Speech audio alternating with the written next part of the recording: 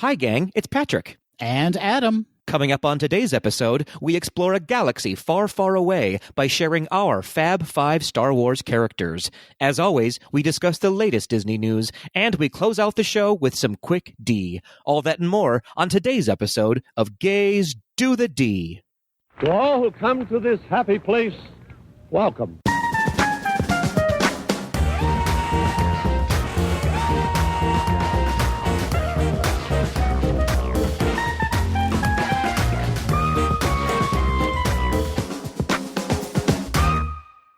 Adam Tauntaun Hummel. Patrick Victoria Kazaki. So regal. I like that name. Yeah, you are regal. I think of regality when I think of you. Thank you. And I have so many secrets, just like Victoria. Is one of them that you frequently wear, Victoria's Secret? Aren't they out of business now? That's a great question. I have no idea. Who's checking up on Victoria's Secret these days? I actually asked you two questions. You eluded the first. Are you wearing Victoria's Secret? Adam, you know I don't wear any underwear ever. That was a stupid question on my part. You're Yeah. right. It was a dumb question. But yes, I do wear Victoria's Secret. As outerwear. As a coat. How are you doing, Patrick? I am pretty fine, Adam. I'm pretty fine. I'll take it. Pretty fine sounds great to me. Thank you. How are you doing?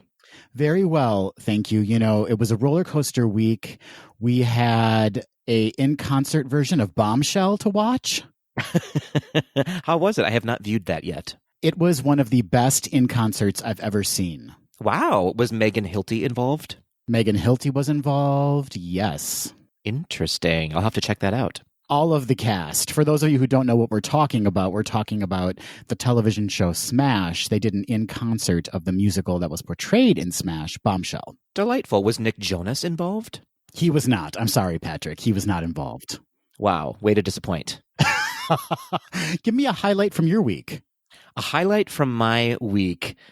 There's so many to choose from, Adam. I had some banana bread. That was great. Great. That sounds delicious. Thank you. I involved some chocolate chips in my banana bread, so that was a bonus. You plussed it.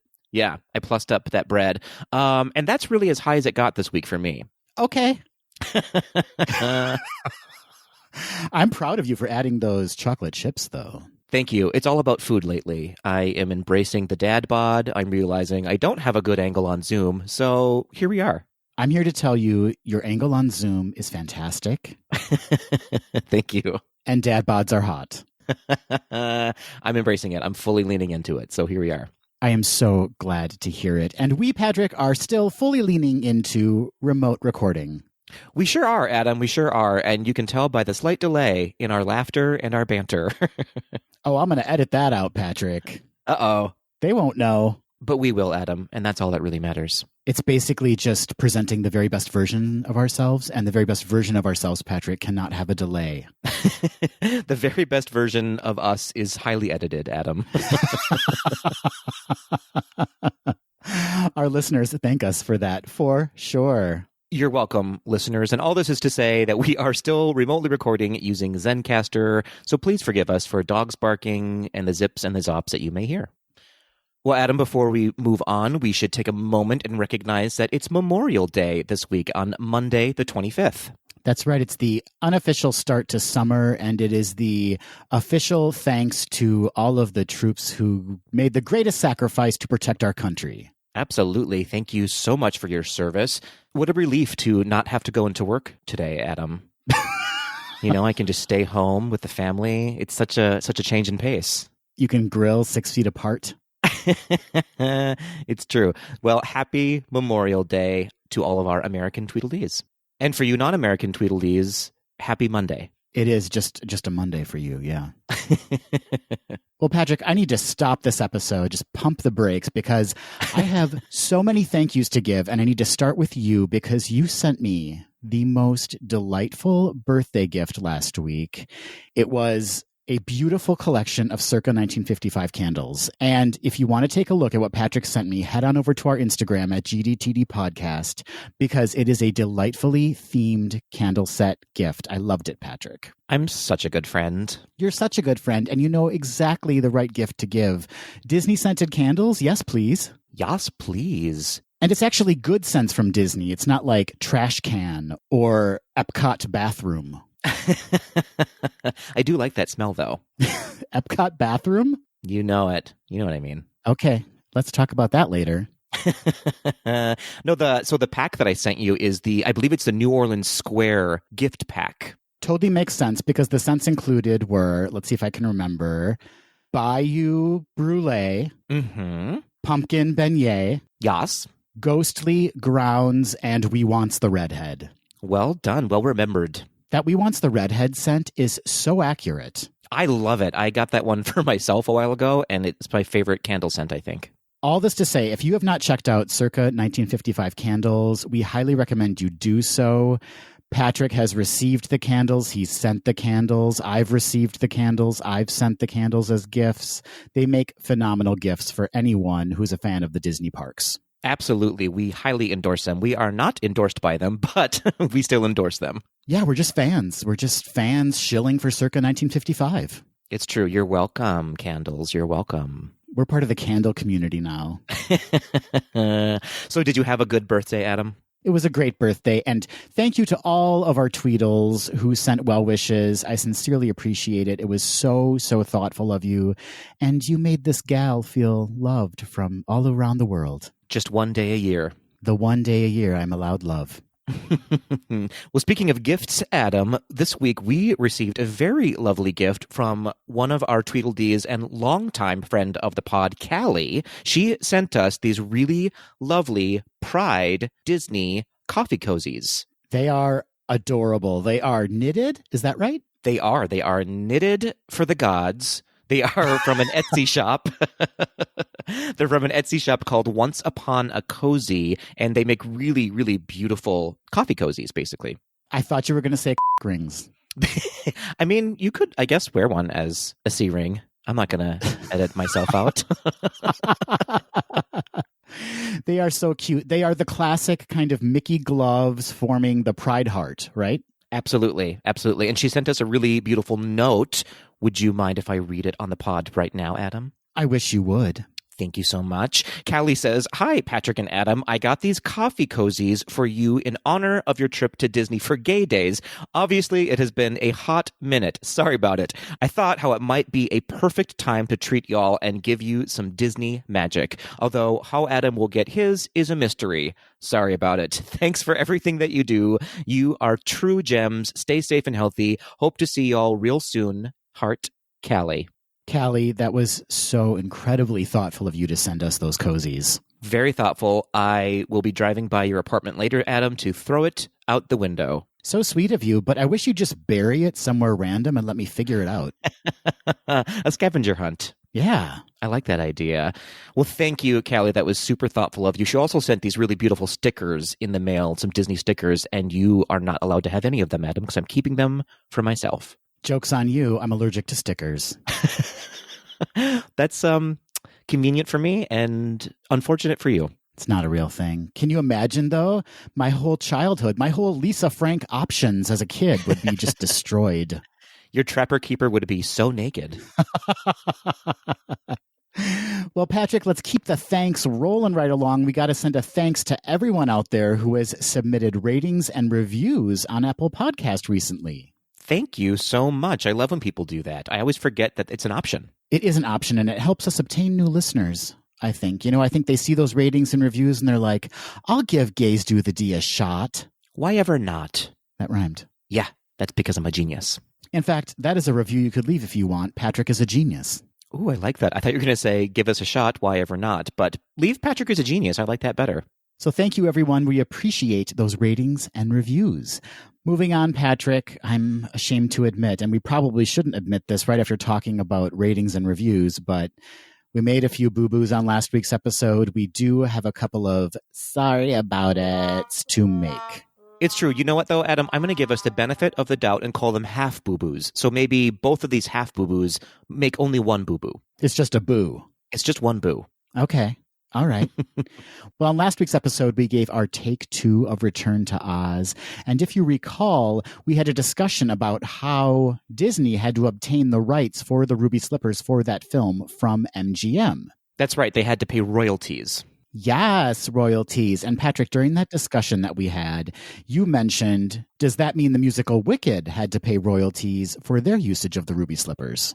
And Tweedledee Justin, who you can find on Instagram at Justin M, was kind enough to write in and said, there are no ruby slippers in Wicked. Nessa, who is the Wicked Witch of the East and Elphaba's sister, wears silver shoes to make her walk. When Elphie is casting the spell on the silver shoes, the shoes flash red briefly. Such a powerful moment. It adds a whole new layer to why the shoes were so important to Nessa and why she wanted them back so badly. So here's why I think we only got this half wrong, Adam, because they do turn red in Wicked. They aren't referred to as ruby slippers, but they do turn red when Elphaba casts the spell, and then they sort of quickly hide them. So you sort of assume that the silver shoes turned into the ruby red shoes.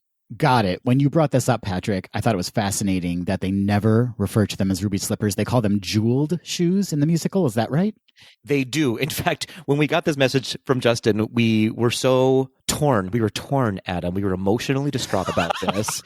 But then we realized we actually have a friend who is in the Broadway show Wicked, Brett Shuford. So we reached out to Brett with a very urgent, very important question of, are there ruby slippers in Wicked? And he responded saying, not technically, they call them jeweled shoes so they can stay away from the copyright infringement, but they do in fact turn red with lighting, with a lighting special effect. Fascinating. And we have to thank Brett for that intel. It's true. Thank you, Brett. And he actually had a birthday very recently as well. So happy birthday, Brett. Happy birthday, Brett. You can find Brett and his husband, Steven, on Instagram at Broadway Husbands. Yes, thank you. And thank you, Justin, for leading us into such an interesting discussion, Adam. Oh, it ain't over, Patrick. We've got one more sorry about it. It's true. So one of our favorite Gays Do the D contributors, Andy, who's on Instagram, Andy Heath Puppeteer, was kind enough to send us a very lovely video this time of himself with some lovely feedback and some interesting information. So Adam, why don't you play that audio for our Tweedledees now? Hey chaps, how are you? Greetings from the UK. We're still in semi-lockdown over here. I'm not working, but I am enjoying this absolutely beautiful day, and it really is gorgeous. Just listened to your podcast from this week. Fantastic as always. I haven't messaged you in a while, but I thought I'd say hi because I wanted to do some name dropping. On your review of Return to Oz, you mentioned Matt Wilson, who puppeteered Belinda. He was one of my mentors. He was one of my puppeteer mentors who guided me when I started this as a career, along with Tim Rose, who you also mentioned. But one other little thing I wanted to quickly mention is that you did say that Brian Henson, who provided the voice to Jack Pumpkinhead, also voiced the baby in Dinosaurs. I'm afraid he didn't. That was Kevin Clash. Kevin Clash actually puppeteered that character. God, I'm a nerd. Anyway, be safe. I hope you guys get to work together again very soon in the same room. And until then, yeah, best wishes. Cheers. Well, thank you, Andy. That was very informative. And I'm the one who brought up Brian Henson voicing the baby dinosaur, so I'm sorry about it. You should be sorry. Actually, to come to your defense, he did play Baby Dinosaur in one episode of Dinosaurs. I'm not sure why, but it is on his IMDb. But in fact, he mostly portrayed Grandma Ethel on Dinosaurs instead. So we were very close to being accurate, much like the rest of our podcast. Well, thank you, Justin and Andy, for keeping us honest. Thank you so much. And out of breath, Andy. He was on a lovely walk when he messaged us. Moving on to listener feedback about our take 2 of Return to Oz, Patrick. We heard from Forever Mickeys on Instagram. Forever Mickeys said, "What in the acid trip was this movie? I just rewatched it a few months ago, and I realized how unfortunate it would be if someone watched it high." That is a really good point. Would it be scarier or would it enhance it? I suppose it depends on how high you are when you watch it.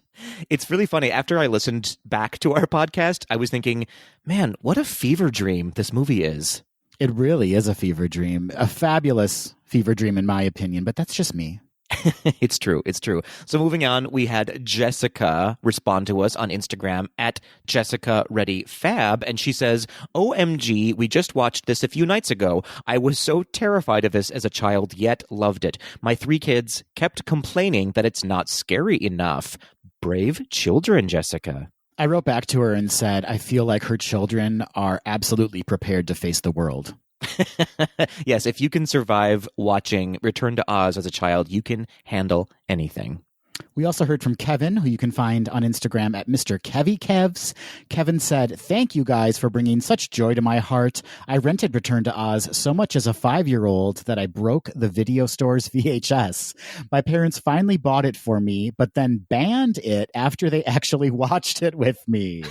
Who said yes to a decades later non-musical sequel that kicks things off with financial ruin and a trip to get electroshock therapy, then tries to drown its star only to have her face a witch who pulls her literal head off and a giant rock monster with a penchant for high-class footwear? Whoa, Kevin. Goddess bless little Feruza for taking all of that with as much dignity for the role as any child actor I have ever seen. Kevin makes an excellent point there, Patrick. We didn't even talk about it. Feruza delivers quite the performance in this movie. She's so poised as a child star. That's a really good way to put it, Adam. She was very well poised. She was so calm throughout the entire movie, and she was like the straight man for the movie, pretty much. She was an excellent child actor. She's still a wonderful actor. Yeah, you're right. Well, thank you to Kevin, Jessica, and Forever Mickeys for that listener feedback on our take 2 of Return to Oz. Thank you. Well, Patrick, it's almost Pride Month, and Disney decided to kick it off early. Last week, they released Pixar's Spark Shorts, a brand new Spark Shorts called Out. Did you happen to see Out? I did indeed. For those of you that haven't, we highly recommend you check it out because it is a very moving Pride-related short. Yeah, it was really lovely. I enjoyed it. It's actually a little long for a short. It's about 10 minutes long. A non-short short. A medium short. A medium short. We don't want to give away any of the details, but I just want to say that I was surprised to see it being released, frankly, and it was just a great kind of baby step forward in the right direction. Absolutely. It had all the elements that you look for in a Disney or Pixar short and still had a good LGBTQ plus message behind it. I cried, Patrick. You did. I did. I almost did. I did not get to weeping like you did, Adam, but I really did love it. It was really lovely and emotional and cute, but it didn't dig too deep. Do you know what I mean? Sure. It was just deep enough. You know what I'm saying? A just deep enough medium short. Yep, that's how I like it. Well, if you have an opportunity, and let's face it, we all have an opportunity these days, head on over to Disney Plus and check out that Pixar's Spark Shorts Out. Absolutely, and let us know your thoughts as well. Please do that. Well, moving on, Adam, I have some not-so-short movies to talk about. We've got some anniversaries to discuss. There's a lot of them, or they're long movies? Both, actually. They're long movies, and there are quite a few of them. It is the summer movie season. All right, Patrick, hit me with them. Here we go. Starting out with the youngest in the anniversaries, turning 2 years old, released on May 25th, 2018, Solo, A Star Wars Story. Ooh, I liked Solo. You did. I did not. Oh, I thought it was just a fun kind of romp. Yeah, I guess it was. You're right. It was very different than what we're used to in these Star Wars movies, especially since you're comparing it, or I am anyways, to Rogue One, A Star Wars Story. Very different in theme and in emotion. Yeah, absolutely. Those were two very different A Star Wars stories. Exactly. Moving on, turning 3 years old, released on May 26, 2017, Pirates of the Caribbean, Dead Men Tell No Tales. They're interchangeable to me, Patrick. I don't know if that's the first one or the fifth one. It was the most recent one. But yeah, I have not really gotten into the Pirates movies yet. I need to maybe sit down and watch them in quarantine. That's interesting because of your desire to get into Johnny Depp. Well, Jack Sparrow specifically, but yeah, Johnny Depp in general as well. You would settle for Johnny Depp. I would settle. I am interested in his pirate's booty. Hey-oh.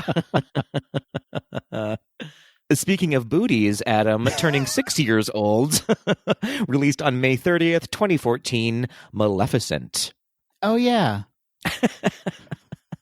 Not your favorite movie. Not your favorite movie. Not my favorite movie, but I did see that Maleficent, Mistress of Evil was just released on Disney+, so everybody give that a watch, too. It's true. And then head back in our archives and listen to our review of Mistress of Evil. Unless you really absolutely loved it, then maybe don't. We didn't actually hate the second one. We liked it better than the first one, didn't we? Oh, you're right. Yeah. It redeemed itself a bit. Just a bit, though. Just a bit. Moving on, turning 11 years old, released on May 29th, 2009, Up. Up. Such a great movie. You know, I don't think I've seen it since I saw it in the theater. Yeah, I guess now that I think about it, same here. I think it's just too emotional in the first 5 minutes that I'm like, I don't need to go there right now. I know, it's rough to watch that beginning. Moving on, are you ready to feel very old, Adam? Older. Older than you currently are. Turning 17 years old. 17 years old, Adam. Released on May 30th, 2003, Finding Nemo. 17 years? 17 years old. It's a full high school education now. Oh, I wish that movie had been better. You're very rude. No, I loved it. Of course I loved it. I'm not a huge seafood fan, but I loved that movie. Okay, interesting. All right, here we go with some oldies but some goodies, Adam. Turning 37 years old, released on May 25th, 1983, Star Wars, Episode 6, Return of the Jedi. Fantastic. Jabba the Hutt, Ewoks, love them both. Love them both. Love them dearly. And then, last but not least, turning 43 years old, released on May 25th, 1977, Star Wars Episode 4, A New Hope. I like when movies are older than me. There's not very many, but yeah, it is a treat. Wow. A New Hope. The Orig. The one that started it all, Patrick. The OG Star Wars. We owe a lot of gratitude to that first film. We do. In fact, we owe this episode to that first film. You're right, Patrick. Well, I know I said last but not least, Adam, but we do have one more to talk about. It's not an anniversary, but it is a birthday. Turning 88 years old, birthed on May 25th, 1932, Goofy's birthday. Oh, Goofy. Happy birthday, Goofy. Happy birthday indeed. 88 years old. Well done, sir. Yeah, he looks fantastic. And osteoporosis has not taken hold of his body yet. He is still quite tall and quite erect. He's keeping it tight, Adam. He's keeping it tight. He is. I mean, if I was to have a crush on anyone in the Fab Five, I think it would be Goofy. He's a good one. He's a good one to have a crush on, that's for sure. He'll always make you laugh. He's very sporty. He's quite wealthy. And he's a dad, you know, that's kind of hot. You're right. We're very Team Goofy on this podcast. We're very Team Goofy. Happy birthday, Goofy, and happy anniversaries to Star Wars, A New Hope, Return of the Jedi, Solo, Pirates of the Caribbean, Dead Men Tell No Tales, Up, Maleficent, and Finding Nemo. Moving on, Patrick, a couple of weeks ago, we cheated on this podcast. We did, as we are wont to do. We decided to add a little swirl to our podcast universe. That's right. We were invited to cozy into another podcast by the name of Explore the World with Matt Long. Explore the World with Matt Long. Not our first rodeo with Explore the World. No, we've explored Matt Long's world quite a few times, haven't we? It's true. It's true. We've been on it together. You were on it without me once. That's right. Tag team and solo. We do it all here on Gaze to the D. Well, in this episode of Explore the World, which is out now, right, Patrick? As of Sunday, May 24th, it is out now. We talked about future Disney, what the parks are going to look like, what's currently going on in Shanghai right now. It was quite the discussion. I had a really good time. As did I. That Matt Long is quite the interviewer, and his questions always lead to a lively discussion. It's true. He is a wonderful interviewer, and he has such a perfect voice for podcasting. What are you saying? I'm saying that we could take some tips from Matt Long, Adam. I'm saying that we could up our game and sound better. I don't know what you're talking about, Patrick. I think I sound pretty good on this podcast. Oh, that's so disturbing. That is very disturbing. We need to move on. But please do check out episode 63 of Explore the World with Matt Long if you want to hear our voices over and over again. Oh, why would you? We'd like to take this time to give you a quick reminder that Crooked Media has established the Coronavirus Relief Fund, where your donation will be distributed equally to help groups providing critical support to those who need it most. To make a donation, visit gazetotheD.com and click on the Coronavirus Relief tab at the top of the screen. I think it's obvious to all out there we're still in this mess and funds are still needed, so please do whatever you can to help those in need right now. Absolutely. Do you know what I'm in need of right now, Patrick? Please tell me, Adam. Some Disney news. Well, you're in luck, Adam, because I have got so much news for you, you're going to lose your mind. Oh, there's so much news. I can't take it all. Oh my goodness, we have to move into the news immediately.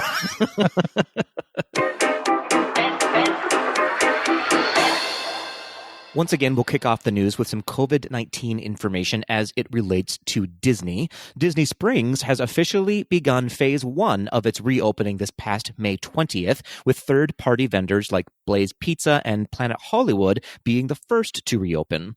Guests were greeted by newly appointed chairman of Disney Parks, Josh D'Amaro, and newly appointed president of Walt Disney World, Jeff Foley, who were walking around and posing for socially distant selfies. As part of the reopening, signs have been posted throughout Disney Springs with health and safety reminders, along with arrows on the ground pointing guests to the direction they should be walking to ensure distancing. Specific safety measures and guidelines have also been posted, including temperature screenings prior to entry and the requirement of face coverings for everyone. There is also a helpful YouTube video newly posted on the Disney Parks YouTube channel outlining what you need to know before visiting Disney Springs. On May 27th, Phase 2 for Disney Springs will begin, with Disney-owned shops and restaurants opening, including Deluxe Burger and Marketplace Co-op. With the reopening of Disney Springs and talks in place for a plan to reopen the parks, Disney World has posted a liability statement and COVID-19 warning on its website with the following language. We have taken enhanced health and safety measures for you, our other guests, and cast members. You must follow all posted instructions while visiting Disney Springs. An inherent risk of exposure to COVID-19 exists in any public place where people are present.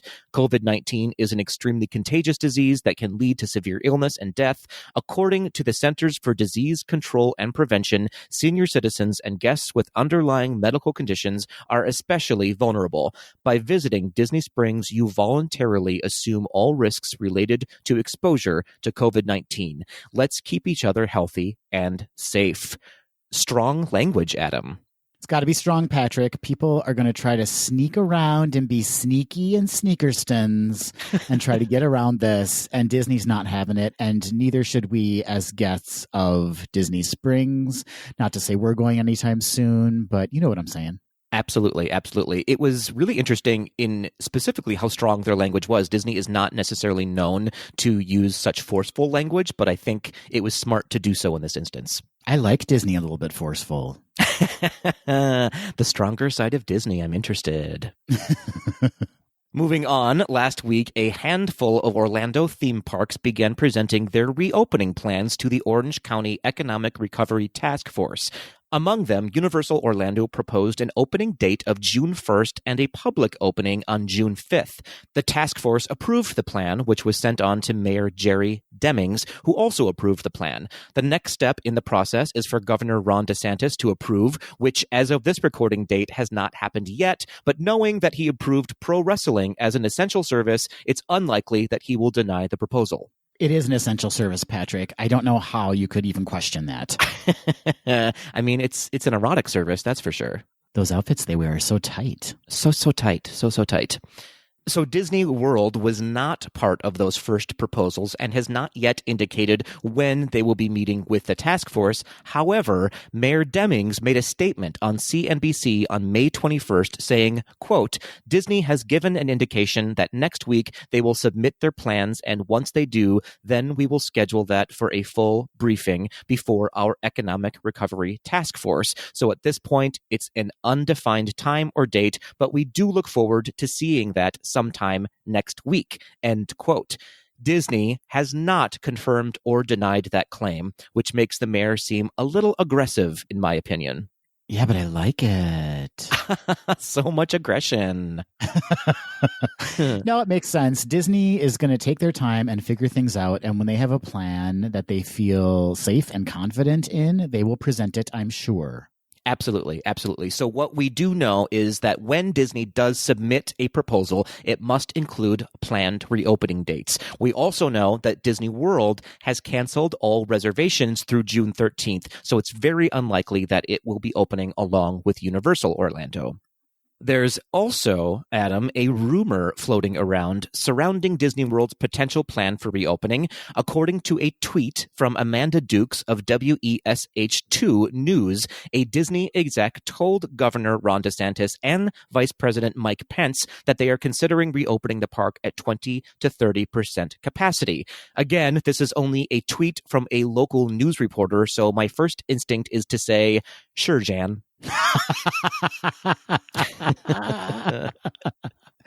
Yeah, I mean, I don't know. Like, we'll see, but that's not too far off from what they're doing in Shanghai when they reopened Shanghai, right? Right. It's pretty similar to what they are doing in Shanghai, who opened at 20% capacity. And I believe every week they are increasing that by 5,000 guests until they reach 30% capacity. But as of this recording on May 23rd, Disney has not responded to confirm or deny this rumor, so who can say? I can't. Neither of us can, and we won't, Adam. We are only speaking truths on this podcast. 95% of the time. I would say 20 to 30%, much like the reopening proposal. And we are increasing our truths by 5% with each recording. I like this idea. So, likely in response to the speculation surrounding Disney's involvement with the task force and the continued shift in park reservation cancellations, Disney released an update from guest relations at the Walt Disney World Resort and the Disneyland Resort, and here are some of the highlights from the statement. As we navigate the longest park closures in our histories, we've loved hearing your kind words of hope, and seeing how you've made your own Disney memories at home has uplifted and inspired us all. During this time, we know it can be difficult to plan your Disney vacation. Given the current uncertainty as to when we will reopen, we've had to periodically adjust the schedule for the ability to book hotel reservations at our resorts. While we're currently accepting reservations starting in July 2020 at both resorts, as this situation evolves, timing may continue to shift. As we continue to follow guidance from government and healthcare officials regarding how we'll be able to reopen our parks and resorts in a responsible way, we may also need to make real-time adjustments to booked experiences, park tickets, and park passes. The statement goes on to say, our focus remains on the safety of the entire Disney community. Be sure to keep checking our websites for more details, and stay tuned for more information right here on Disney Parks blog. Again, pretty aggressive wording, but it makes total sense. They're just trying to really level set here, it sounds like. Yeah, back off, everybody. They're figuring it out.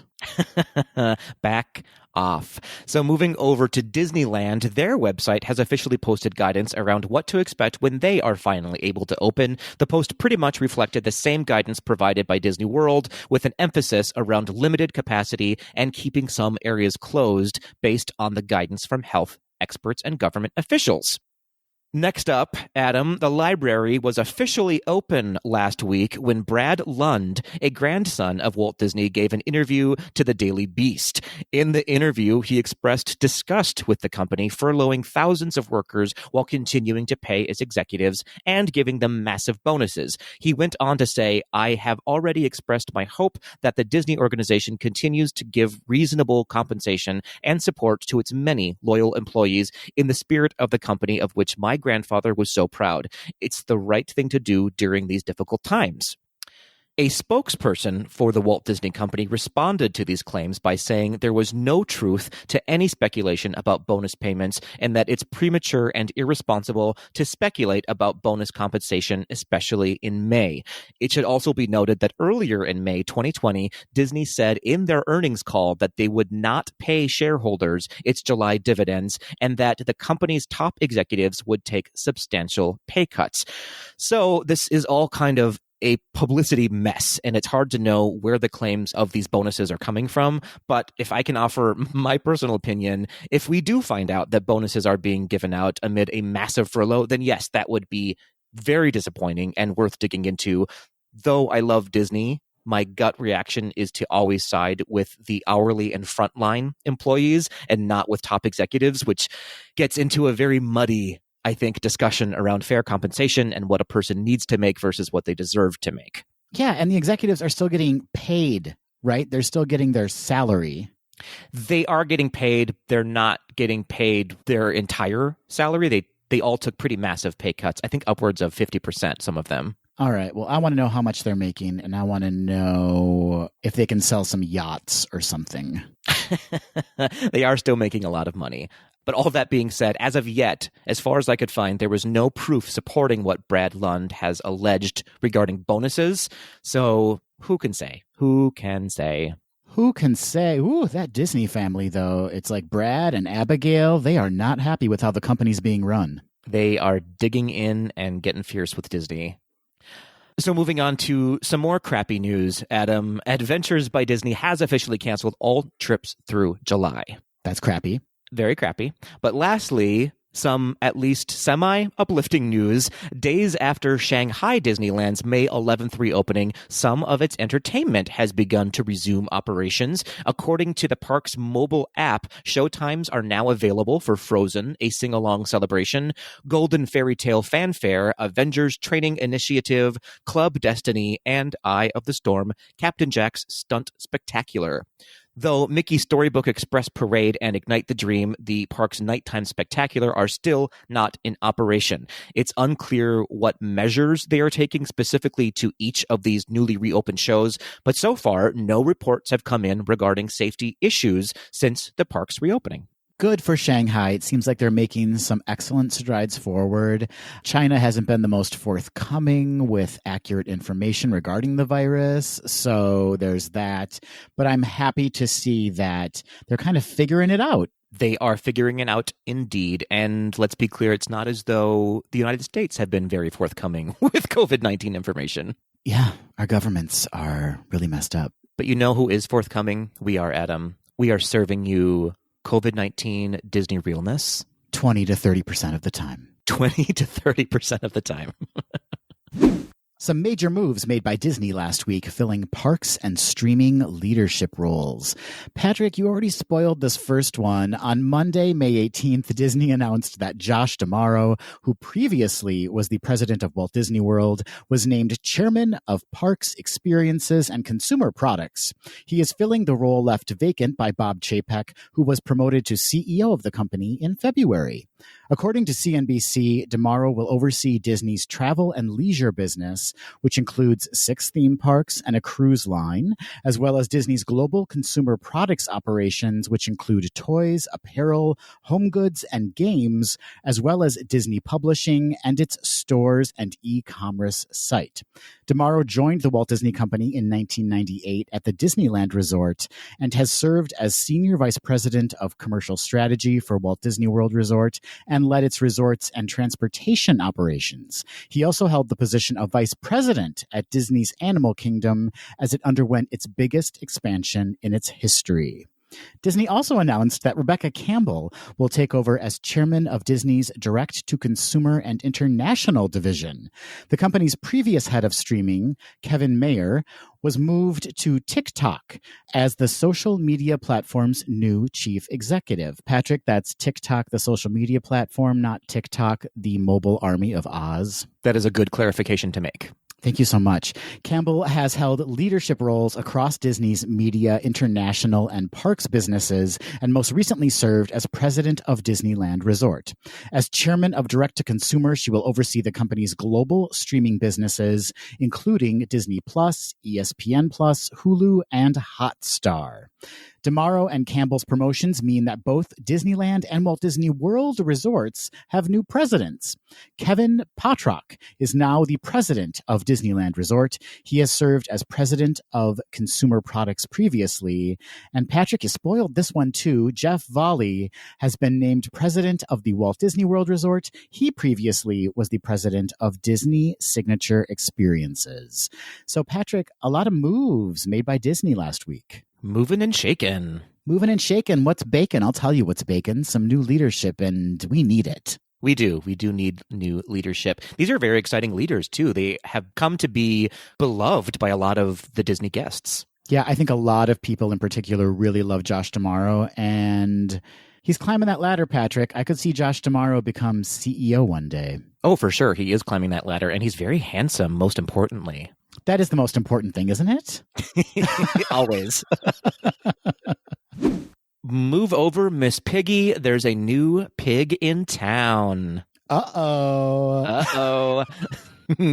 Disney's Animal Kingdom is going hog wild, Adam, in celebration for their very first on-site birth of a Babirusa piglet. I love Babirusa piglets. So tasty. Wait, no, can't say that. What? So the blessed piglet is a girl and has been given the name Kirana, which means sunbeam in Indonesian. Kirana was born as part of the species survival plan to parents Betty and Mentari. As we've mentioned before, the species survival plan is overseen by the Association of Zoos and Aquariums, and it assures responsible breeding for endangered species, much like the Babirusa pigs. So Babirusas are part of the hog family. They are native to the swamps and rainforests of the Indonesian islands, and they are most recognizable due to their long snouts and tusks that can grow to 17 inches. They are close relatives of the warthogs, which can also be found in Animal Kingdom. Babirusa pigs are categorized as vulnerable species due to poaching and habitat loss. Over the past 15 years, Disney's animal care experts have been working with reproductive biologists to more fully understand how to successfully breed them. Baby Kirana is healthy and bonding with Mama Pig in their den at the park. And to learn more about Babirusa pigs and all of the animals who make their home in Disney's Animal Kingdom, you can visit DisneyAnimals.com. I love this news. I'm so proud because I am also a member of the hog family, Patrick. You are? Certainly during quarantine, I am. Oh, dear. Oh, dear. Bringing new meaning to the phrase Disney Plus and chill, Disney Plus released Zenimation last week. Zenimation is a meditation on Disney films based on themes like water, cityscapes, discovery, flight, and night. The 5-minute shorts lean into ASMR, or Autonomous Sensory Meridian Response, by focusing on the environmental sounds of the clips pulled from Disney films rather than the dialogue or music. The official synopsis from Disney states, "Unplug, relax, and refresh your senses for a moment of mindfulness with Walt Disney Animation Studios' Zenimation, an animated soundscape experience. Whether it's baby Moana being called by the ocean, Anna and Kristoff walking through an icy forest, or Baymax and Hiro Hamada flying over San Francisco, these iconic scenes become an oral experience that's AURAL, Patrick. Like no other, with the sounds of ocean waves, an icy forest, and soaring flight. Zenimation pays tribute to both the visual and sound artists who have created Walt Disney Animation Studios' legacy of films. Patrick, have you had a chance to check these out yet? I haven't yet, but I need to. You need to. They're delightful. I want more. I want them longer so that I can put them on before I go to bed and just kind of fall asleep to these beautiful Disney sounds and visuals. I feel like we should be included in the Zenimation series because we are also something people listen to fall asleep, Adam. Yeah, but they usually have night terrors then.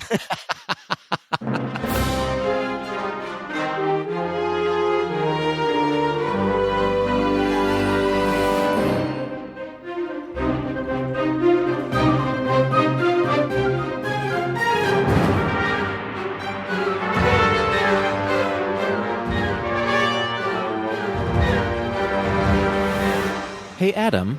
Hey, Patrick. You know, a long time ago in a galaxy far, far away, we were able to leave our houses and go to the movies. Remember? It was so long ago, I barely remember. It was many, many moons ago.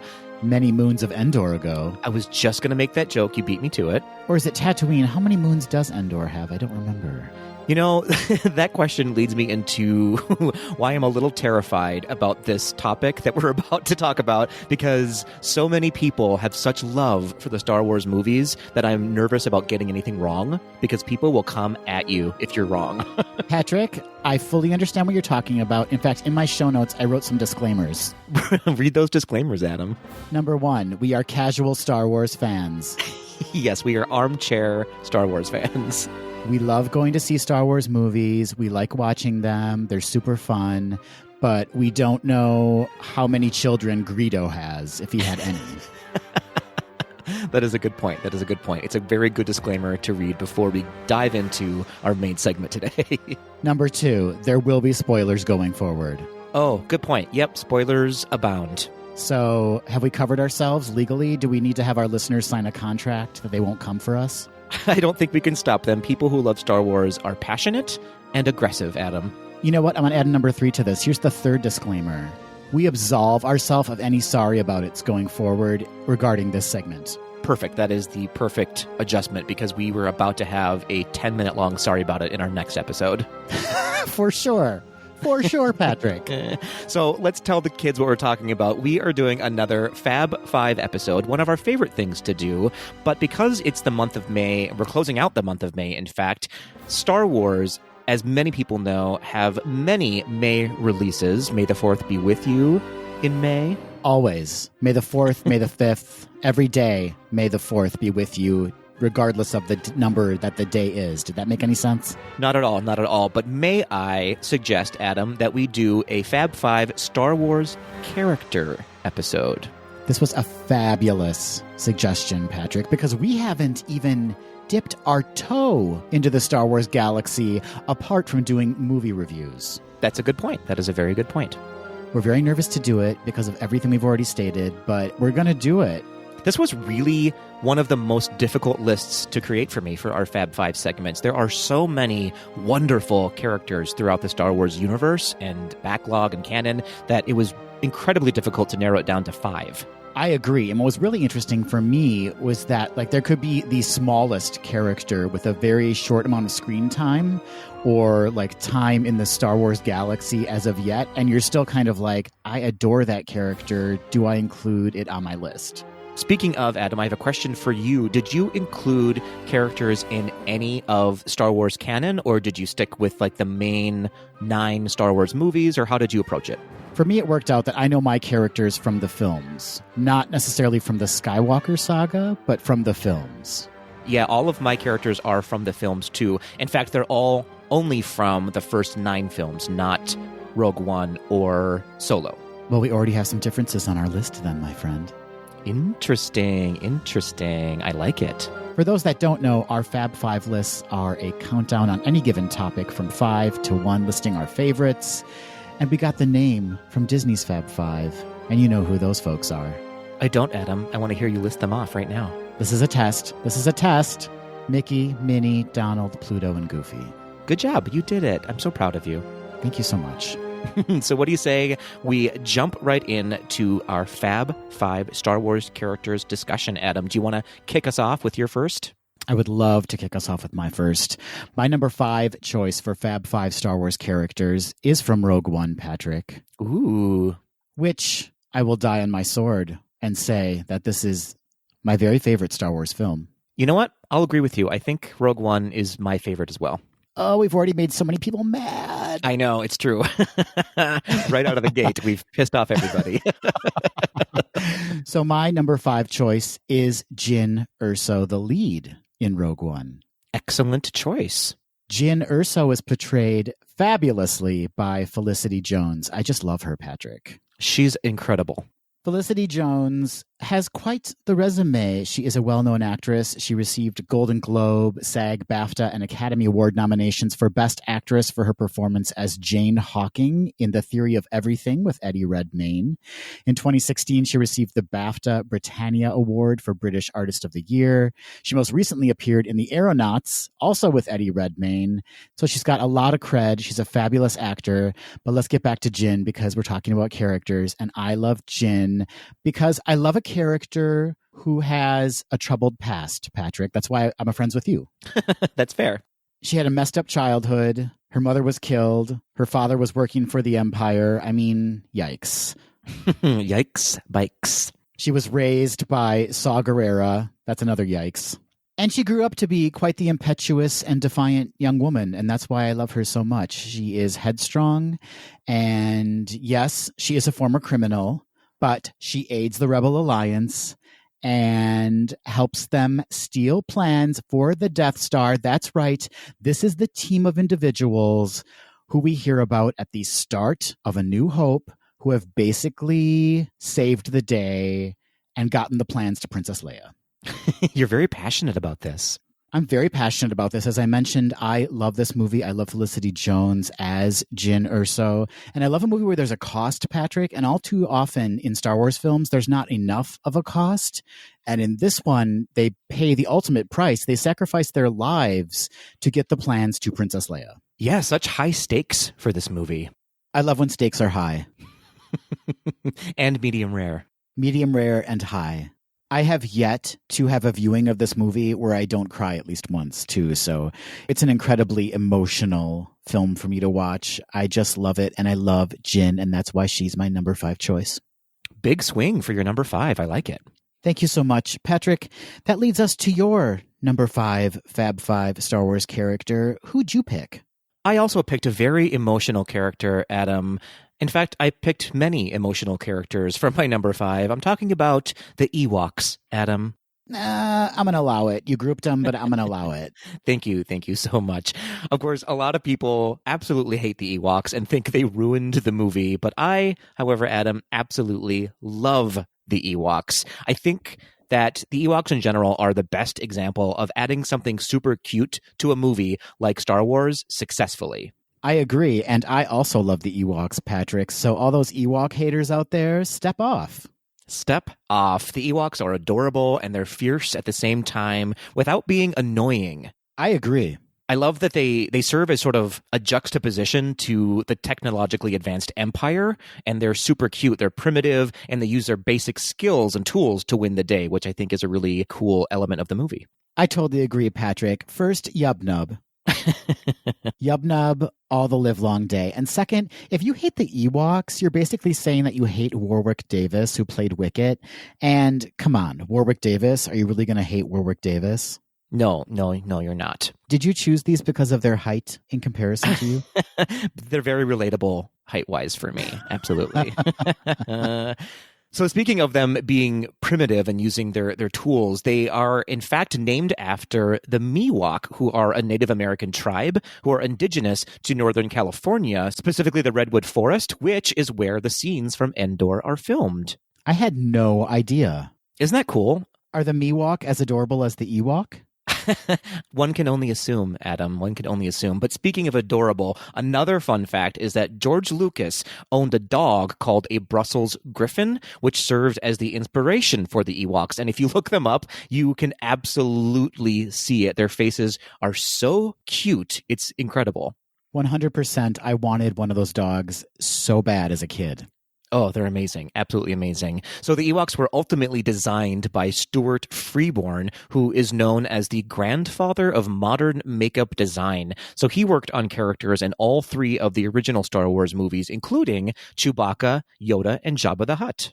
That is some Star Wars cred right there. Absolutely, absolutely. And as you mentioned before, I think probably the most notable Ewok is, of course, Wicket, who, as you said, is played by the one and only Warwick Davis, probably known most for playing Willow and also Professor Flitwick and Griphook in the Harry Potter movies, among many, many other amazing roles. I love Warwick Davis. He's incredible. He is a true icon. And lastly, Adam, something interesting about the Ewoks is that you never actually learn what they're called until the credits of Return of the Jedi. So they're never referenced by name or species in the movie, which is pretty interesting. That is interesting. And I think it was a smart choice because I don't want to hear a Star Wars character be like, oh, these are Ewoks. Fair enough. I want you to know, Patrick, I had an Ewok playset as a child. You did. You had the little village with the trees and everything. I sure did. Oh, I love that. I love the very first part where you almost walk into Star Tours in Disney World. That little village is so cool. It's one of my favorite things. I wish it was a life-size playset that you could actually go on. That's a really good point. It does seem like they'd have like a children's play area or a Patrick play area, if that's your wish. Patrick-sized play area. Yeah. Which is the same thing as a children's play area, let's be clear. So the Ewoks, Adam, are my number 5 in the Star Wars character universe. I applaud your choice. I really love the Ewoks, so I join you in your fandom of them. Thank you so much. Let's move on, Adam. Who is your number 4 favorite character? My number 4 favorite Star Wars character, Patrick, is also from Rogue One. Uh-oh.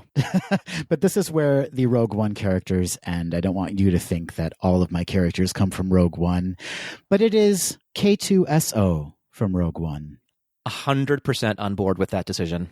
K2SO is a hilarious Imperial droid who has been reprogrammed by the Rebel Alliance. He is also the co-pilot and sidekick to Cassian Andor. He's a CGI character voiced and performed through motion capture by Alan Tudyk. Tudyk has worked for Disney in a number of film and television projects. He voiced King Candy in 2012's Wreck-It Ralph, for which he won an Annie Award for voice acting in a feature production. I had no idea, Patrick. Wow. He also voiced Duke Wesselton in 2013's Frozen and 2019's Frozen 2. He voiced Alistair Cray in 2014's Big Hero 6. He voiced Duke Weaselton in 2016's Zootopia and Hey in Moana. And most recently, he voiced Iago in the live-action remake of Aladdin. So Alan Tudyk, what did he do? What does Disney have on him? Because he is Disney's guy now. He sure is. He's so talented and very, very good looking. He is very good looking. I've had a crush on him since Firefly. Absolutely. Okay, so back to K2SO. As I mentioned, he is hysterically funny. He's basically the comic relief of Rogue One. He's often described as C-3PO's more casual, sarcastic cousin, and I think that's a perfect way to describe K2SO. He has made appearances in other Star Wars media, but I was lucky enough, Patrick, to have a one-on-one interaction with him in Star Wars Secrets of the Empire, the virtual reality experience at the Void when I was at Disneyland. Yas. What did you do to him? I feel like it's a very leading question. Yes, it is. And I'm going to take the high road and say I didn't do anything to him. He actually provided guidance and assistance to me. Well, that's a very boring answer, but I'll accept it. As I mentioned, The Void is the virtual reality experience, which you can currently experience at Disneyland and Walt Disney World resorts. And Alan Tudyk actually reprised his role as K2SO for that experience. And he basically accompanies you throughout your mission. Patrick, I can't remember. Have you had a chance to do this yet or not? I haven't done it yet. It is on my bucket list for sure. It's really a fabulous experience. And if you're a fan of the film of Rogue One or Star Wars in general, it's just so immersive and fabulous. But anyway, K2SO. So I love him. He is hysterically funny. He is so dry and witty and just provides an excellent foil to the amount of seriousness that is occurring in Rogue One. Yeah, he is a much needed comic relief for that movie because it is a heavy, heavy movie. It is. And he basically comes up with the plan to broadcast the plans of the Death Star to the Rebel Alliance. So he kind of saves the day and sadly sacrifices himself while doing it. Yeah, it's so weird to get so emotional about a robot, but absolutely you can't help but be overwhelmed with emotion in that scene. Yeah, And when Jyn gives him her blaster to protect himself, it's just like one of the most touching moments in Star Wars canon, in my opinion. So anyway, that is my number 4 choice for Fab Five Star Wars characters, the hilarious, the touching K2SO. I love it. I absolutely love it. I laugh so hard every time that line, do you want to know the odds of her using that gun against you? They're high. They're very high. So it's funny. So good. Yeah, I know that Alan Tudyk improvised a lot of his lines. Like he had scripted lines, but then they would allow him to go off script. And I can only imagine that a lot of those improvised lines actually made it into the final cut of the film. Has to be. So funny, so talented. Wonderful choice, Adam. Thank you, Patrick. Why don't you share your number 4? I shall. I'm going to join you on the Robot Pride Parade, Adam, with my number 4, R2-D2. Another one that saves the day consistently. Another savior of the day. So R2-D2 appears in every Star Wars film except Solo, a Star Wars story. He and C-3PO are the only characters to do so. That's right. Those two are around for everything. They are working. Their contracts must be amazing at this point. I love it. So R2-D2 is an astromech droid, according to Star Wars canon. He is specifically a second-generation robotic droid Series 2 in the movies, but I'll get to what his name stands for in real life in a minute. So in my humble opinion, R2-D2 is the true reason for the success of all of our Star Wars heroes. Basically, if you're a main character and R2 is with you, you are going to be just fine. Yeah, and your chances of hearing are really high too, because he's constantly getting electrocuted, Patrick. He's shocking, you might say. Shocking. I love what you did with that. So as I said, he is the luckiest droid in any galaxy, and he manages to avoid being destroyed in every single film.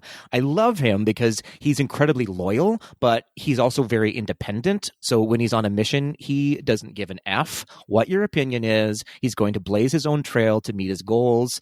He's also, Adam, super funny. The genius behind him is that he's basically this big moving metal trash can, but he's one of the most lovable characters that you just want to like cuddle with. You know what I mean? He is a Spitfire, a sass queen, but he's also so endearing.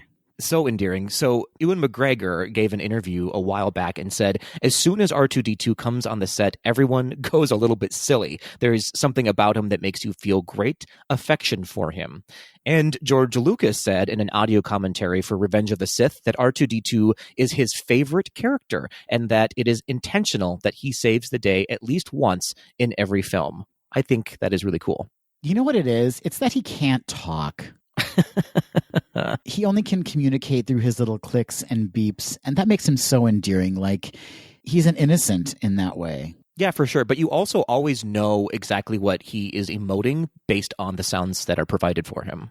100%, yes. So smart, so smart. So a few tech elements behind R2-D2. Kenny Baker plays R2 in episodes 4, 5, and 6. He did a little work for episodes 1 and 2 and 3, but R2 was mainly a radio-controlled prop or a CGI model in those garbage films.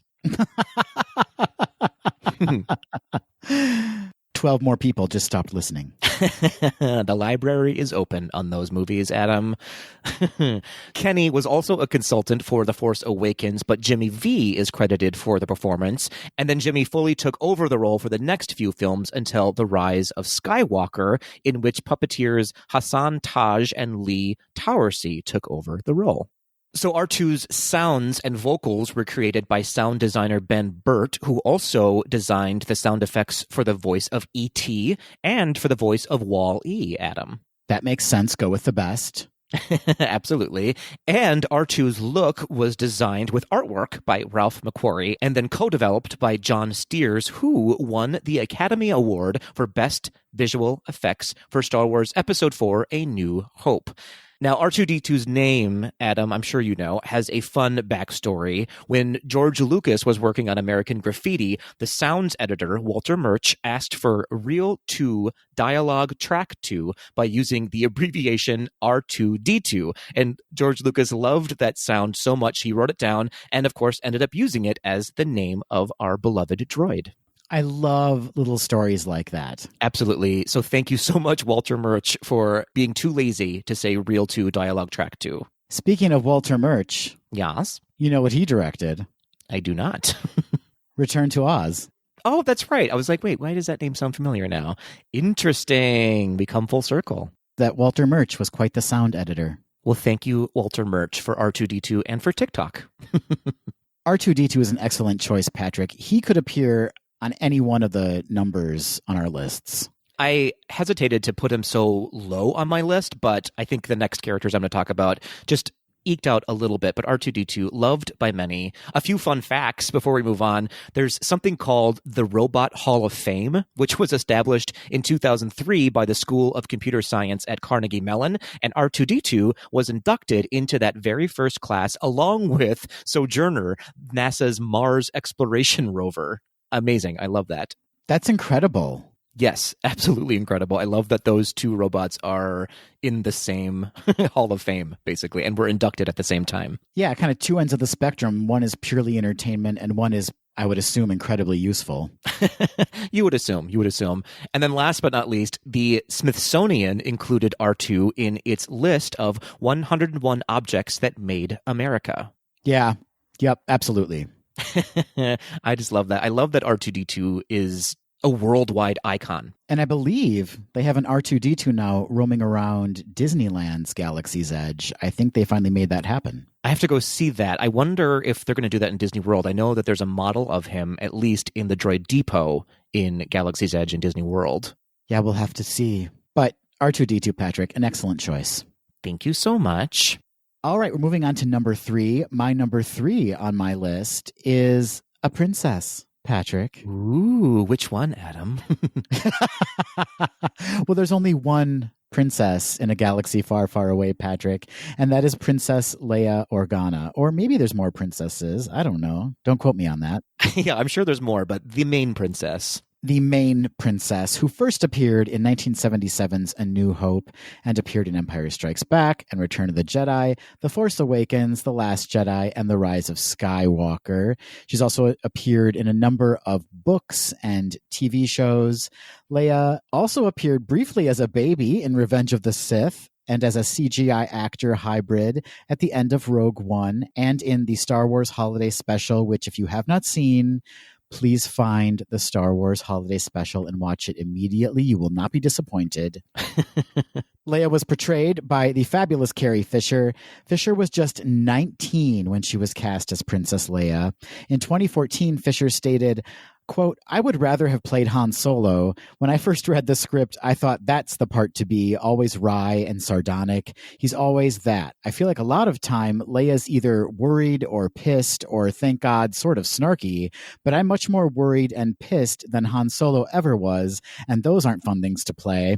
I had a lot of fun killing Jabba the Hutt. They asked me on the day if I wanted to have a stunt double kill Jabba. No, that's the best time I've ever had as an actor, and the only reason to go into acting is if you get to kill a giant monster." Agreed. That is the only reason. And anyone else in that role, there were several major Hollywood actors who were up for that role, including Jodie Foster. But thank God Carrie Fisher got that role because she is Princess Leia and Princess Leia is her.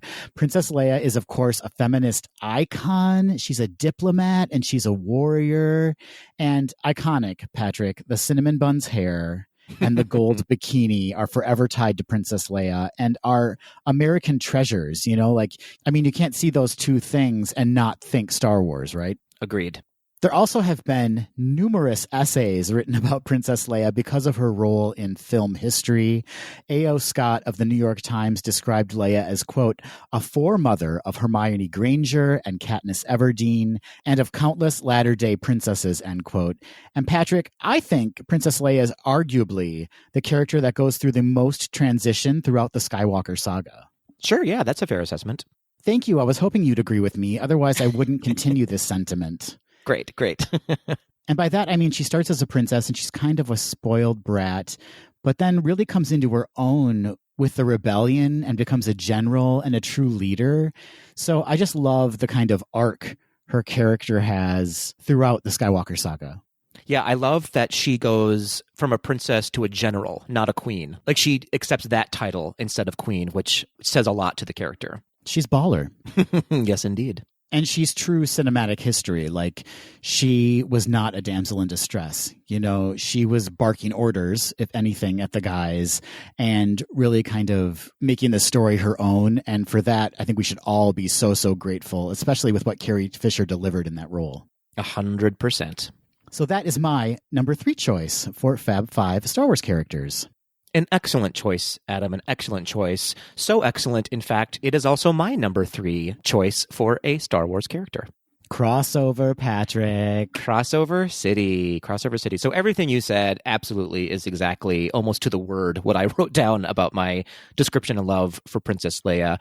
I love that straight away we sort of know who she is. She's a princess, of course, but more importantly, she's part of the Rebel Alliance and an all-around badass. And she's not afraid of anything, including right away, she's not afraid of Darth Vader, which is, I love that. Yeah, and she's so tiny compared to him, Patrick. Teeny tiny, absolutely. She has every reason. She could totally be afraid of him, but she stands right up to him, and we immediately fall in love with her because of that. Exactly. And in almost every movie outside of the Star Wars universe, we are expecting a princess to be portrayed as sort of demure and hopeless and in need of saving. But Princess Leia is both the exception and the new rule for princesses going forward. As you said, she's just a leader in every sense of the word in every movie, and she's fantastic. Yeah, there's a brain between those buns. Turns out. Something I loved that I was reading in a 2015 article in the Washington Post, Alyssa Rosenberg wrote, Leia wasn't just the first great heroine of science fiction and fantasy to capture my imagination. She was one of the first characters I encountered whose power came from her political conviction and acumen. I really love that statement about her. It says a lot. Yeah, you wouldn't think in a sci-fi film there would be this lead female character who has such a political background, but there she was. Like, she was a strong political figure. Absolutely. I really believe that without Carrie Fisher specifically in this role, kind of as what you were saying, it wouldn't have been as successful as it was because she brought this amazing mix of like grit and humor and intelligence that I'm not sure other actors would have been able to do as successfully as Carrie Fisher did. At 19, Patrick. At 19 years old, for sure. She was so strong, and I mean Carrie Fisher and Leia, they were both strong, deeply talented, and so beautiful and so funny at the same time. So that is our, I guess, number 3 pick for favorite Star Wars characters. We have excellent taste, Patrick. We really do. So, Adam, who is your penultimate favorite Star Wars character? My penultimate, thank you for introducing that word, Patrick, Star Wars character is the yang to Leia's yin, Han Solo. I love it. Unexpected. I didn't think you were going to go with Han Solo. Well, I mean, he's so hot. That's true. Han first appeared in 1977's A New Hope and appeared in The Empire Strikes Back, Return of the Jedi, The Force Awakens, and The Rise of Skywalker, and Solo, obviously, a Star Wars story. He also appeared in the Star Wars special, which, again, check it out, people. He's also appeared in comics and novels. Han is the owner and captain of the Millennium Falcon. He is portrayed by Harrison Ford and Aiden Einrich. Patrick, is that how we say that? Sure, why not? Either way, I think both of them are hot. It's true. It's a fact. They're both just so attractive. Han Solo is a smuggler, and he's known for his sarcasm and humor. And he starts off the films as an anti-hero. Like, he doesn't really want to get involved. He just basically wants to get paid. But then, of course, he develops a heart and becomes a crucial member of the Rebel Alliance. And as I mentioned earlier, he's also Leia's love interest. But that doesn't define him. And it also doesn't define Leia, which I think is what makes it so interesting and compelling, is that their love is not the focus of their relationship. It's really about them trying to save the galaxy. In 1997, George Lucas described Han as, quote, a cynical loner who realizes the importance of being part of a group and helping for the common good, end quote. I just love that. Like, he truly is just on his own with Chewie at the beginning of A New Hope. And by the end, he's kind of become a part of this family that's going to save the galaxy. And he's hot. Did I mention he's hot? And he's hot. Yeah, he's sort of an unexpected hero in the first movie. Yeah, and he's funny too. Like, he definitely delivers a lot of the yucks in that first film. His sarcasm and his wit are just so fantastic and a needed addition because, let's face it, the Star Wars films, and in particular A New Hope, can be kind of goofy at times. And so it's fun to kind of have that levity brought in where you're like, oh yeah, it's okay to laugh at these moments, right? Absolutely. Absolutely. So that is my number 2 choice for Fab Five Star Wars characters, Han Solo. I like it. A sexy choice. So sexy in those pants, and he has that blaster belt that just kind of like sits on his hip. Yes. Black vest, white shirt, sign me up. Interested. Well, you can't have him. He's mine. But Patrick, I will still allow you to list your number 2 choice. Who's your number 2? Thank you so much. Thank you so much. My number 2 choice is Rey. Who? Are you actually asking who? Or No, I was just kidding, but you silly head. No, of course, Rey, who is played by the delightful Daisy Ridley. Rey is such a wonderful and layered character. She, of course, first appears in The Force Awakens, and then she is the main protagonist in The Last Jedi and The Rise of Skywalker. And not so different from my number 5 choice, Jyn Erso, right? Yeah, that's a good point. They are fairly similar in their journey, I guess. And let's just state the obvious. They both have English accents. In a film series, Patrick, a film franchise where English accent immediately places you in the bad guys. That's a really excellent point. What a twist. What a plot twist. So when we first meet Rey, she's basically a scavenger, right, on the planet Jakku. And as the movie progresses, you sort of see Rey unfold into this uniquely strong and gifted character with a very mysterious past. Her role in the movie is basically its own plotline, I feel like. The way that we see her grow and become strong, and we learn little by little who she really is toward the end of the franchise. Yes. Yes. So you could absolutely, and many have, compare Rey to Luke Skywalker. In fact, many have called her this generation's version of Luke Skywalker. Of course, there's the parallel of becoming a Jedi and having a villainous family tree, but I almost feel like that's a bit of a disservice to the character and to Daisy Ridley in general, because I think the main difference is that she already is a strong person when we meet her. She's already carving out her own path, and she's self-taught and very motivated naturally, and she has a natural force ability, which gives her the ability to go toe-to-toe with Kylo Ren with absolutely no training. Make no mistake, comparing Luke and Rey is dumb. There, I said it. Because Luke is basically like a whiny high schooler at the beginning of A New Hope. Right. And Rey is self-sufficient and making her way through a very difficult world. Oh, for sure. For sure.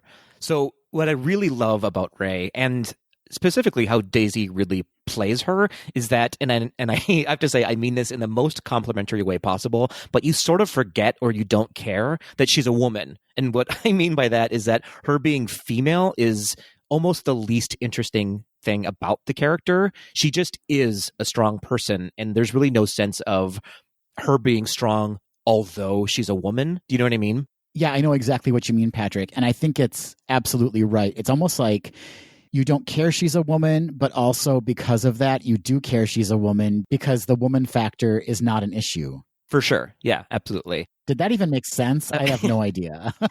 Yes, I think it did. Though I absolutely, of course, I put her on my list, love Princess Leia. It was always very clear that that character was a woman because of the love story, and she was sexualized sometimes, whereas Rey, that doesn't really come into play. She's sort of wearing these very gender neutral clothes, and she seems to have no interest in a relationship during the movies. It's nice to see a woman on screen without any of the traditional Hollywood female tropes. Preach, Patrick. Preach it. Thank you so much. It's like that rare moment, Adam, when we get to see a gay character in a movie who isn't into musical theater and or dying of AIDS. You know? I wouldn't be able to recognize that character as a gay.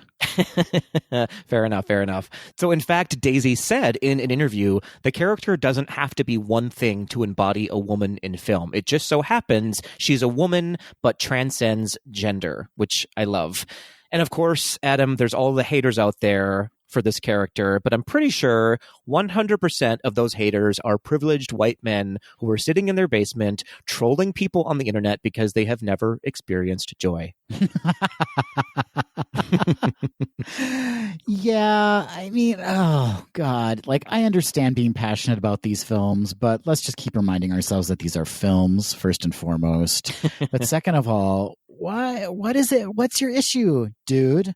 What's this guy's name, Patrick? His name is what? What's his name? Chuck? No. His name is Buck, Adam. Buck, let it go, dude. Enjoy the journey of this human being, Buck. So well said, Adam. So well said.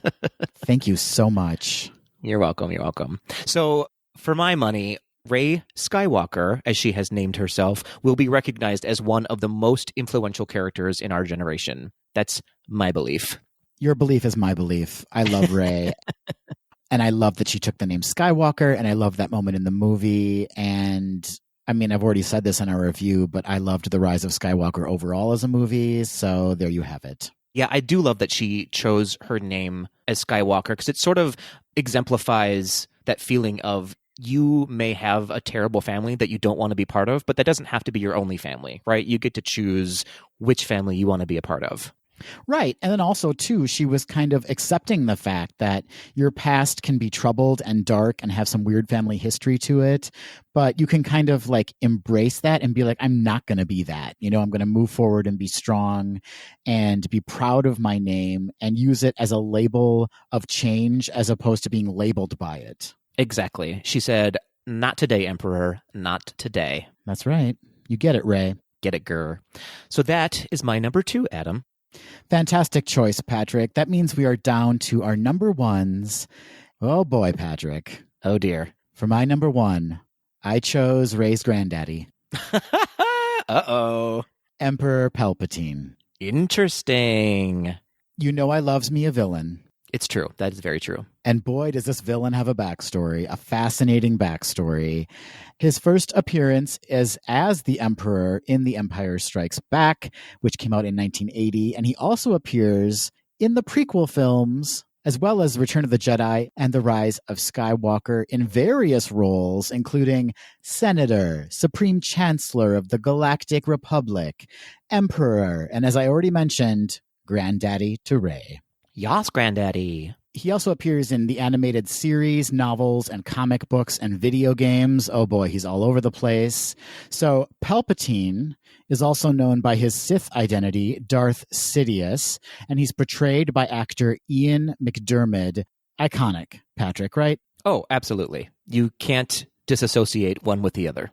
That face, that voice. Oh my gosh. When we heard in the trailer for The Rise of Skywalker, the Emperor laugh at the end of it, it was like chilling to know that he was going to be back in some way. So recognizable. And I love that his journey is so complex. Like he starts as a senator and everyone, of course, thinks that he's a good guy, which is usually the case with the bad guys, but he slowly just kind of devolves and has this massive plan that he plays out for years and years to gain control. My favorite scene, Patrick, and I think a lot of people will agree with this, I hope anyway, is the opera scene in The Revenge of the Sith, which is a trash movie, we can all agree. But that scene is so fascinating when Palpatine tells Anakin the story of Darth Plagueis, a powerful Sith Lord who was able to manipulate life and death, but was killed by his own apprentice, a.k.a. Palpatine. And I just love that Palpatine mentions this story because it does come into play then in The Rise of Skywalker because we see Palpatine resurrected, right? Oh, yeah, for sure. And even though it's unclear how it happens, like, is he a clone? Yeah, he's a clone, but did his Force soul enter the body of the clone? I don't want to get into it, but... It's very complicated. Yes, but what I love about it is just that it's so dark and kind of disturbing, but really fascinating too. Like it's part religion and part science, and it's just a really fascinating mix to me. And I just love that he's had control over all of these characters for so long. Even in death, he's kind of been pulling the strings with the First Order. Yeah, it's the ultimate long game. It is the ultimate long game. Yeah, when you can still continue to play the game after you've died, that's power, my friend. He's so patient. He's he is. He definitely has some patience on him. But yeah, he is my number one choice for all of those reasons. I just love a villain. I love how dark he is. And I love how smart he is, quite frankly. I mean, the way he was able to manipulate everyone to gain so much power and control is really to be praised, Patrick. We should be praising more of these villains, right? 100%. Absolutely. Thank you for agreeing with me. I appreciate it so much. So that is my number one choice for Fab Five Star Wars characters, Emperor Palpatine. What a reveal. Well done. Thank you so much. If this were a visual medium, I would be doing an interpretive dance based on the life and death of Palpatine.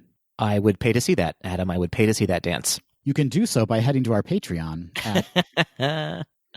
All right, Patrick. Well, that just leaves one character left. That is your number one choice for Fab Five Star Wars characters. Who is it? I went in the opposite direction as you did, Adam, for my number one choice. I selected Finn. Yeah, you did. Yeah, I sure did, for so many reasons. I think we all know the biggest reason of all is that he's absolutely beautiful. So, of course, Finn is played by the delightfully charming and painfully handsome John Boyega. Yeah, he is. Finn first appears in The Force Awakens, much like Rey, and he was, of course, in The Last Jedi and The Rise of Skywalker. To me, this character has absolutely, for my money, the most interesting and compelling backstory that is absolutely just rife for a prequel or even his own spin-off. I love his backstory. You know what I'm saying? His backstory? I sure do. I sure do. So when we first meet Finn, he's a stormtrooper for the First Order, but ultimate plot twist, we quickly learn that his head isn't really in the game, and we notice that he's having trouble and he's struggling with the massive slaughter that's happening on his first mission. So right away, kind of like with Rey, we sort of get a glimpse into who we think this character might be, right? We certainly do. He's willing to flip. Wow. Wowee. So his name, Finn, is a nickname that was given to him, which is based on the First Order code that was given FN2187. And a fun fact about that is 2187 is the cell number that Princess Leia was held in Episode 4. And it was also her cell phone number. Hey-oh. So as Finn's character progresses in the story, we learn that he was taken from his family at a young age and sold to the First Order. And then early on in his journey, once he makes a choice to escape the First Order, he's sort of in it for himself, kind of like Han Solo was. And he says and does all the right things just to get as far away from the First Order as possible, regardless of whether or not he's fully on board with what he's doing, especially when it comes to the Resistance. But slowly, we see him start to realize the path he's supposed to be on. He immediately develops a close bond with Poe, and boy, do I want to see that bond progress. Oh, just gold bond them together if you could. Gold bond, oh dear. He also becomes very smitten with Rey, whether or not it's a love interest or just an attraction and ultimate admiration is up for debate, I would say. So even into the next movie that we see him in, The Last Jedi, we see Finn sort of struggle with self-preservation versus sacrifice for the Resistance. And ultimately, he finds his way to leaning into the Resistance, and he even tries to sacrifice himself for the greater good. And then finally, on his journey through these movies, he discovers an entire group of ex-stormtroopers who have allied with the Resistance, and he realizes that he's not alone on his journey, but maybe his entire past has been planned out all along by the Force, and he's exactly where he's supposed to be, when he's supposed to be, and I really love that journey for him. Not unlike Rey's journey, right? Oh, for sure. Yeah, absolutely. While Rey may have a greater purpose or a greater known purpose relatively early on in the final 3 films, and he's still kind of struggling to find his way, I think their backgrounds are very similar. And all along, we sort of see him struggle with his identity, and he almost always accidentally finds himself in situations that lead him back into his path to the Resistance. Yeah, he does struggle with his identity. I wish they would have explored him struggling with his identity even more. Oh, dear. with Poe. Oh, dear. In an interview, John Boyega said about the character, most of his decisions are based on adrenaline. Like, okay, you know what? I'm just going to get this blaster and run away, which is pretty funny. So he goes on to say, not only is the character in over his head and someone who is just dropped into an extraordinary circumstance, the scenes and the script prove that, and it's not a problem that can just be erased, which is pretty poignant. I love that point of view that your past is not something that can go away, but it's something that you have to use to move forward. Which is a theme we see over and over again in the Star Wars films, right? Correct. So, yeah, man, Finn, I absolutely love this character, and I'm campaigning hard for more movies and stories about him. And John Boyega can get it. Oh, he can get it. Especially when he's allowed to use his English accent. I mean, just let him use it. It's almost not fair when he's using his actual accent. Goodness gracious. Well, Patrick, that was an excellent character to end our list of Fab Five Star Wars characters on. Thank you so much. As we said at the top of this segment, it was tough to kind of cull down these lists to just 5 characters that we truly love. There's just so many of them out there. I mean, I had Admiral Holdo on my list of possibilities, BB-8, of course, Chewbacca, Jabba the Hutt. I mean, there's just so many iconic characters throughout the Star Wars franchise. It's really difficult to narrow it down to 5 for sure. It is. I had Grand Moff Tarkin, another villain, but come on, he's a baddie. I had Salacious B. Crumb, Jabba the Hutt's little monkey Me too. puppet thing. I mean, he's so adorable and creepy and weird. Yes, of course I had Babu Freak. Patrick, I know you're not as big of a fan of Babu Freak as I am, but he's so cute. I can't. I also listed the Max Rebo Band, the entire band that's playing in Jabba's palace. Why not? And I had, of course, R2-D2 and Chewbacca. There's just too many options. For sure. I mean, I actually wrote down even the entire cast of characters in Rogue One are my favorites as well. As they should be. I mean, that movie. Well, we would love to know what Star Wars characters would make your Fab Five list. You can reach out to us on social media. That's Instagram, Facebook, and Twitter at GDTD Podcast. Or you can, of course, leave us a voice memo or email at info@gazedothed.com. So Jar Jar Binks didn't make the cut, huh? I mean, I'd like to cut him, that's for sure. You know what I mean?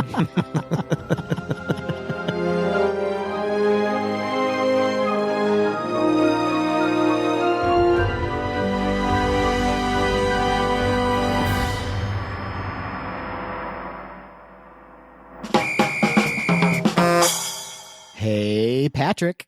Hey, Adam. We've reached the end of this episode, and that means it's time for Quick D. This week, we are doing Quick D Classic. For those listeners that don't know, Quick D Classic is when Patrick and I ask each other a question we have not been privy to prior to recording, and we answer it off the cuff. Get that Classic D. There's really nothing like Classic D, is there, Patrick? Nothing whatsoever. Always so satisfying.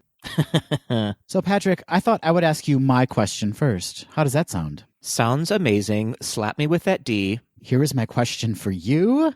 Patrick, we just did a Fab Five list containing 10, count them 10 delicious Star Wars characters. That's not true because we had some crossover, didn't we, with Leia? We did. So 9 delicious characters. 9 delicious Star Wars characters, some more delicious than others. I'm looking at you, John Boyega.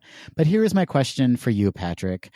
Which Star Wars character's life would you like to lead and why, knowing that if they died, you will experience the same death?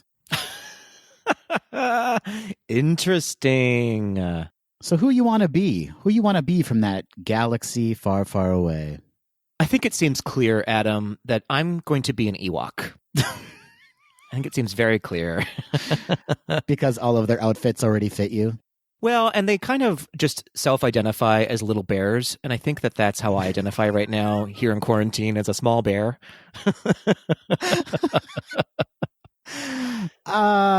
You're quite smooth. That's fair. That's fair. But you know what? If you identify as a bear, I'm not going to stand in the way of that. You know what? That's a very good point. We should not limit our identity to what we actually look like, but what we feel we look like, right? That's right. That's right. I think you should embrace the bear. Oh, I've embraced a bear or two in my day, Adam, and I am leaning into it. And also, they have this wonderful ability, because they're so cute, to be able to like snuggle up to sexy men. Like in Return of the Jedi, when the Ewok nuzzles up to Han Solo. I mean, come on. And he's just at the right level for, you know what I mean? For some quick D. Yeah, he's eye level to some quick Han Solo D. Oh, yes. I would like to align with that rebel. Hey-o. The Force Awakens indeed. So basically, you're just comparing the Ewoks to a bunch of Oh my God. I mean, yeah, I am, Adam. I really am. In the best way possible. Is there a bad way possible with that association? There's a naughty way, but not a bad one. Okay. Yeah, naughty. Naughty's nice. A naughty Ewok.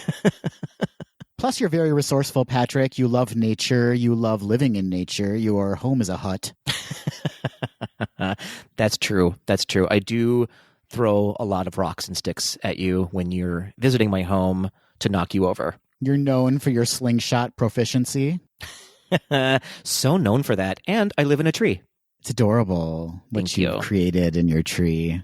Thank you so much. So yeah, I think that's a very obvious answer, don't you think, for me? An Ewok. It's so obvious, Patrick. I can't believe I didn't already just say, I know what your answer is. It's an Ewok.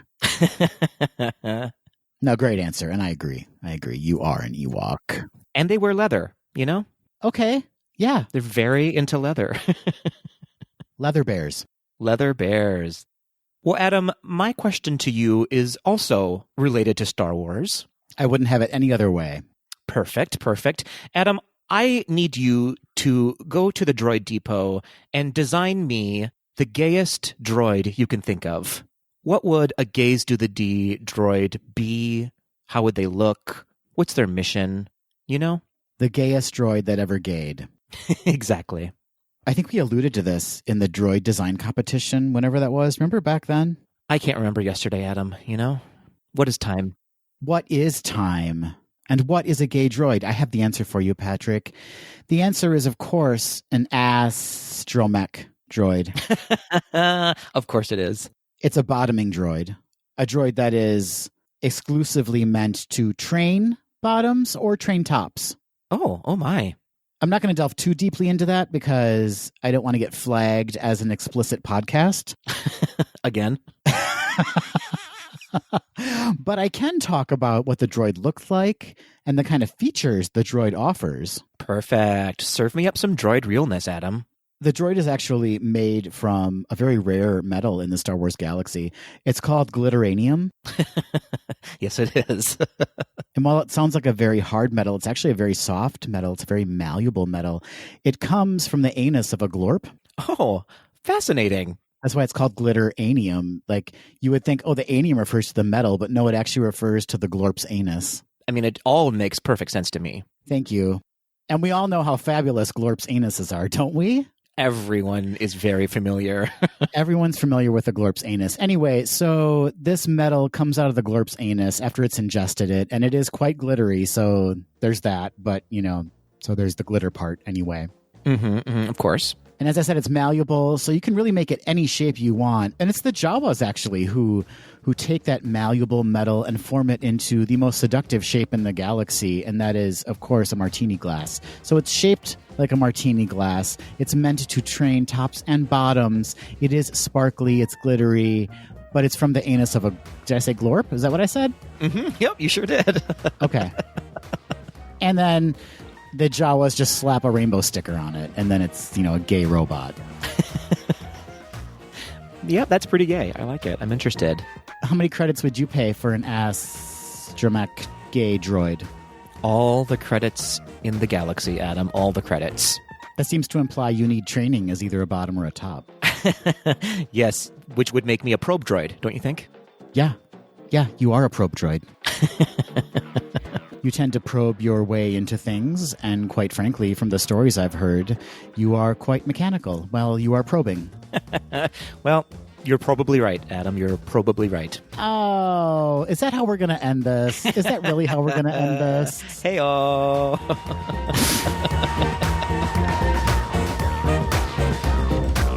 That will do it for this episode of Gays Do the D. Thanks for listening.